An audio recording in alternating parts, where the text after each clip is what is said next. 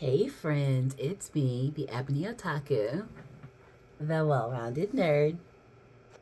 So let's keep in the theme of the Transformers and look at some Transformers magic cards. So in this house, we play Magic the Gathering. And I showed y'all my commander deck, unboxed it for Warhammer a few weeks ago. Well, last year on my birthday, my then not yet fiance, because we only got married like back in June. So no, he hadn't proposed yet when he gave me these. Yeah. So, but it was birthday or Christmas. I think it was my birthday. He presented me with these. They are Transformers magic cards. I did not know such a beautiful thing existed. So for the uninitiated, Magic the Gathering is a tabletop card game where you build your deck. It's a deck building game, but your deck is pre-built.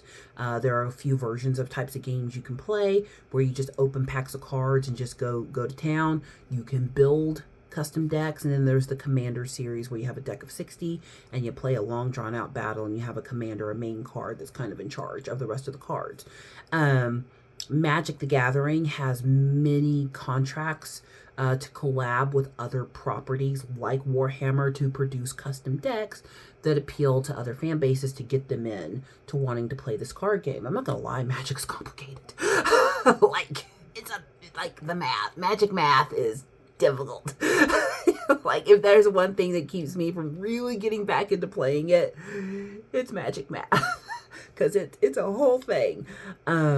But no, it's a whole lot of fun. Once you get good at it, it becomes very challenging. It's very entertaining. But it's another one of those, like, look at me. You find somebody that wants to play this game with you who will give it a try. Look at me. This is more nerdy dating advice. Don't be that guy. Okay? If they say one thing wrong or add something wrong or they turn their card the wrong way when they're tapping their mana, no one's gonna die. Okay? I don't know. I feel like I have a duty to the nerd community to help you all find your nerdy match and being that person who is just like, oh goodness, you said Star Trek instead of Star Wars. That is not gonna help you win friends and influence people. Okay? All right, look, this is me helping you. You came here for the Transformers magic cards, but I just gave you advice worth $1 million. So I expect wedding invitations when you take all of my advice and you find your nerdy better half, and you don't fumble the bag. Anywho, but unbeknownst to me, there were Transformers cards. Had no idea, never looked it up, because I haven't played Magic since I was a teenager, honestly, and I had some decks. No idea where they are now. I've moved too many times. They are probably lost to the ether at this point. And shame, there's probably some valuable cards in there. But this is a small deck. It's not a complete deck. It's individual cards. I do not know if a full deck exists. If it does, link me below. Because I'll probably end up getting it at some point. But let's see who we've got in this deck. This should be fun. So, of course, first and foremost, we have our greatest of heroes, Optimus Prime. Ooh, that's a pretty focus. Ooh, that focused great. He is a legendary artifact in this one. Optimus Prime, Autobot leader. And I love this because they do have, on some of these cards, it has quotes or their abilities are akin to either what happened in the movie or the series. So it's kind of a nice little tie back for fans. I'm still waiting on my Adventure Time Magic deck, by the way. Whoever, be great. Adventure Time was made for Magic. How is that not a thing? Anyway, but it's so funny. So when it starts telling you about his abilities down there, it says more than meets the eye. So at the beginning of each end step, bolster 1. What that means is when Optimus Prime dies, return it to the battlefield converted under its owner's control. So we talked about that in the unboxing of, who was that? Oh, no, when I was showing y'all some of my other figures, that episode where Prime comes back, that's where I got this from. So, that's a really nice callback to the original series.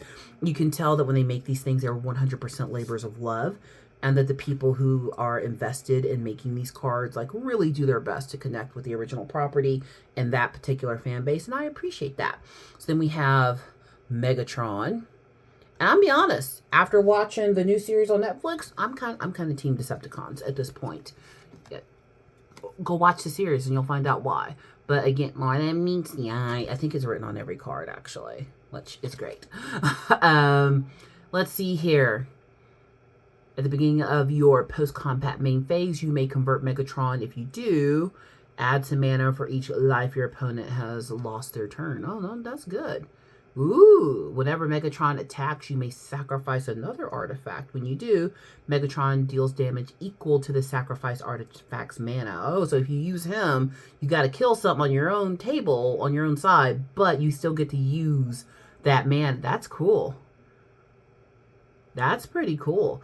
Ooh, but he cost a lot to cast. Oh, it seems fun until you actually start measuring out how much it costs to use them. Who else is interesting? Let's see here. Oh, okay. Yes. One of my favorites. So, first favorite, of course, is Hot Rod / Rodimus Prime. But then there's his girlfriend, Arcee. Yes, she's in here. Yay. Makes me happy that Arcee is in here. One of the first of the female Transformers to get a significant role in the series, which makes me happy. But she's also a legendary creature. Remove, let's see here, on her first strike, remove one or more +1/+1 counters from Arcee, deals that much damage to the target creature, and then you convert Arcee. So you flip them over when it says convert, and they can either be in their untransformed or transformed state. So that's kind of cool, gives you options. Whenever you cast a spell and you're in this version, the spell targets one or more creature or vehicles you control, put many +1/+1 counters on Arcee. So you can keep adding counters to her. So that's kind of cool. Who else is in here that we care about? Not you, not you, not you, not you. We can't go through, well, we could go through all of them, actually. We probably will. I don't think Hot Rod is in here, and I think that made me sad because the first time I went through it. But this is great. Ooh, I'm throwing cards all over my desk. Let's see here. So we've got Power Hungry Starscream, which that's a good, yeah, that's a good rendition of Starscream. What's interesting here, if you notice, these the card art, these are scenes out of the cartoon. So they rendered those for this deck, which that's kind of great. So again, just like the rest, he has his untransformed state, but then you can transform him and it changes his abilities. So for him, when he's in robot form, you know, when you draw a card, if you're the monarch, target opponent loses 2 life. Whenever one or more creatures deal combat damage to you, convert Starscream. So you get damaged, and then boom, you're now Starscream the plane. Whenever Starscream deals combat damage to a player, if there's no monarch, that player becomes the monarch. Whenever you become the monarch, you can flip him back over, and now you go from being plain Starscream to robot Starscream.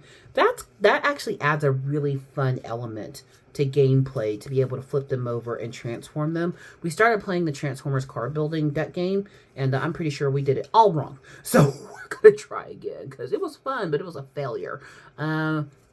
We have, this is Ultra Magnus. So he was the one that Prime tried to pass the Matrix to in the movie, but Hot Rod caught it. So, you know, foreshadowing and all. And Ultra Magnus he isn't bad, but we already had a truck. So he couldn't be the leader. We already had a truck as the leader. Ultra Magnus transforms into another 18-wheeler. So like he couldn't be the leader for that reason. If we already have one. So too bad, so sad. You shouldn't have been a truck. Then maybe we could have talked about this. Oh, this is great. Legendary artifact creature. This is Soundwave. Which, have you seen that meme where it's like, it's Soundwave and his little tape deck is open and Ravage is like curled up looking at him and he's looking at him going like in or out. It's the funniest thing. But I love this. And they, of course, his transformed is the tape deck. Okay, here's what's interesting. Him, we're going to sidebar. And where are you at? Okay. These two. This is a 6-story tall robot on a good day. And this is what they transform into. Actually, they made Megatron a tank, which he transforms into a little handgun. How do we go from 30-foot robot to boombox? Because if you watch the show, the original show, said this is right up there with Optimus Prime's trailer that appears out of nowhere. How do we go from 6-story robot to tape deck? Who has an explanation? It doesn't matter what your explanation is. It's not going to make sense. So, rant over. One of the funniest things about the Transformers is it seemed like they tried to balance the good and evil. So if you had something on one side, you had to have a version of it on the other side. So we had Soundwave for ages. But then in Gen 2, we got Blaster, who is also a boombox, but more annoying than Soundwave. Soundwave is like the Vulcan of the Transformers universe. Like he's just logical. Autobots inferior, Decepticons superior. Yeah, he's very soft spoken, but he's usually right. But no, we've got Blaster, and he is a combat DJ. What is a combat DJ? Now I have to read it. So you may cast this card and convert for blah blah. Other non-token artifact creatures and vehicles you control have modular 1. I don't know what any of that means. When we sit down and play, I usually have to be reminded of the rules every single time. Whenever you put one or more +1/+1 counter on Blaster, you can convert him to this version, and then Blaster, when he targets another artifact, he gains haste until the end of the turn. If Blaster has no +1/+1 counters, convert him. So that's cool. They flip back and forth and change powers. That is so much fun. Who else do I care about that's in here? There's so many. And I don't know who that is. Okay, so y'all are going to know who they are. There are characters that are in this deck that I'm not sure were in Gen 1 or Gen 2. They may have been and made like a episode appearance. And they got in the deck, but where's Hot Rod? I'm sure it exists and I just don't have the card in this deck. But Slicer, Hired Muscle. I don't know who Slicer is. Do you know who Slicer? I don't know who Slicer is. I do remember this one. I remember Blitzwing. Blitzwing is, a legit character. Cyclonus. The sweeps. Cyclonus is the commander of the sweeps. So when Megatron gets transformed into Galvatron by Unicron, Tron. So on Cybertron, Unicron's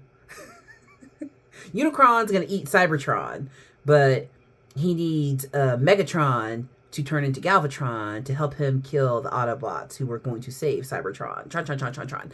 So some of the Decepticons who get tossed out into space by Starscream and the others when they're escaping Earth after their big battle with Prime dies, they run up on Unicron. And Unicron's like, hey, I can make you a deal. I can bring you back, but you serve me. And Megatron tries to be like, I'm Megatron. How dare you command me? I demand this, that, and the other. And literally Orson Welles, who is the voice of Unicron, says, your bargaining posture is highly dubious. That is the dialogue in a children's movie. I find your bargaining posture highly dubious. I mean, great line. But, I mean, like, when you're 7, you're like, what did that mean? That's how you know this stuff is not all made for just kids. Bargaining posture is highly dubious. It's such a great line, though. But Cyclonus becomes the leader of the sweeps, which some other Decepticons got transformed. So Megatron gets turned into Galvatron, which incidentally is the name of my vehicle. I have a Jeep Commander, and his name is Galvatron. Always has been, always will be. I also own a camper, and its name is Cybertron, because I'm a dork. So, what else have we got here? See, there's another one. Who is this? Okay, so they made up... she might be real. She might be in a series I haven't watched, but I don't know who this is. Who is Flame War? I know who Chromia is. I know who Alita 1 is. I got an Alita 1 back there that I don't know if she's ever coming out of the box. I love her so much. She's beautiful. But she probably won't stay in the box forever because, yeah. Who is this? Do you know who this is? Drop down in the comments. Who is this? Where did she come from? Or did they just make her up for this deck? Because we had a Chromia. We have in our season there. We got an Alita 1. Do those cards exist and I just have not gotten them yet? Or did y'all make some up? That's how it feels.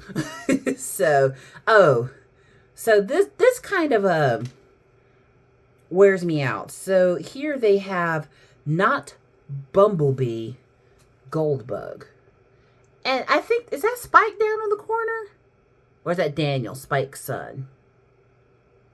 There were like 3 human teenagers throughout the original series that got to have, you know, the show. But what was interesting is they like grew the characters up. They like modern cartoons, well, modern American cartoons a lot of times just keep them the same age. That's one of the things I appreciated about Steven Universe and Adventure Time. Like the characters actually grew up, you know, like in Adventure Time, Finn starts out at like what, like 12, 13 years old, and we get him all the way through Old Man and the Grave, like the whole lifespan.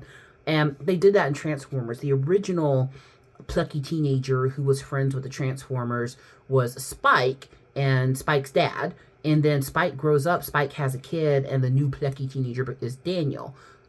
Spike and Bumblebee were buds. And I feel like I remember Goldbug. I don't know. I haven't watched the original series in a really long time. I'll be honest, as far as like my old properties I've watched the most of, it's dumb. So, but I love the new series though. Let's see here. Oh, we've got Jetfire. I know who Jetfire is. Jetfire's not interesting,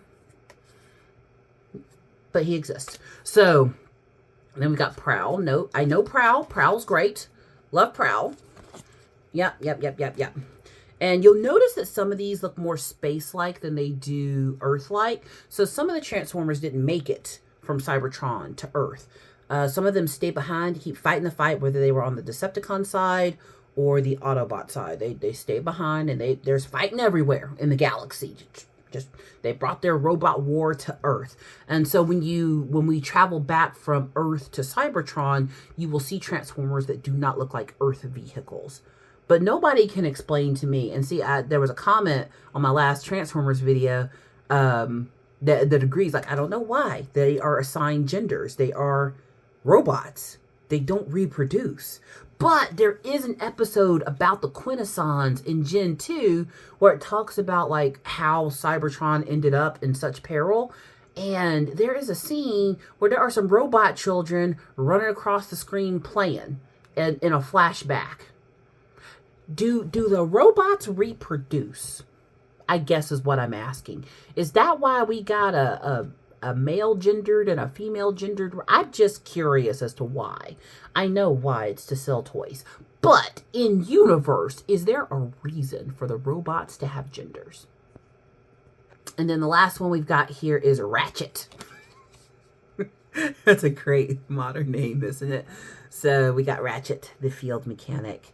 So what's cool that I do love about this is if you are a fan of Transformers and you're looking for other properties to have Transformers fun with, they did a good job in creating these cards and characters and their callbacks to matching what they were in the show. They did the same thing with Warhammer. They did a really good job on the Warhammer cards of making them match, you know, what those characters or creatures would be in that universe, so that when you're playing, you can find something that you love. I think that's something that Magic does better than some other tabletop game properties. Like, look, we all know how I feel about Warhammer. Like, it's like in orders of, like, holy books to me. It's like, you know, it's the Bible, and if it's not in the Bible, it's in Warhammer somewhere. And if it's not Warhammer somewhere, it's in Harry Potter. Like, that's how I feel. Like, that's my religion. Bible, Warhammer, Harry Potter. You know, but the tabletop game universe and the lore universe in the books are very different fandoms, and it's managed very differently. You know, Games Workshop is notorious for the second you get your army built, it's obsolete. You can't use it or the rules you built it for. Magic, because it is a build your own deck game, you can use cards that were created 50 years ago and they are still valid today to be used in a lot of their different gameplay. And I think that's how they've done a really good job of holding on to their fan base and people wanting to keep doing it, because they can mix and match and build what they want. And I think that's where Games Workshop could take a hint from some other properties. Like, Games Workshop is an expensive hobby. If you've ever built an army, painted an army, bought an already done army, if you have any investment in that world, it costs to be into tabletop gaming. Whether it's these guys, the BattleTech, I would almost call it a Robotech. Don't come for me. Again, see, that would be a moment. So I almost called that a Robotech, even though it's a BattleTech. And if I had said Robotech, it's okay. That's how you get her to call you back. You just let it go.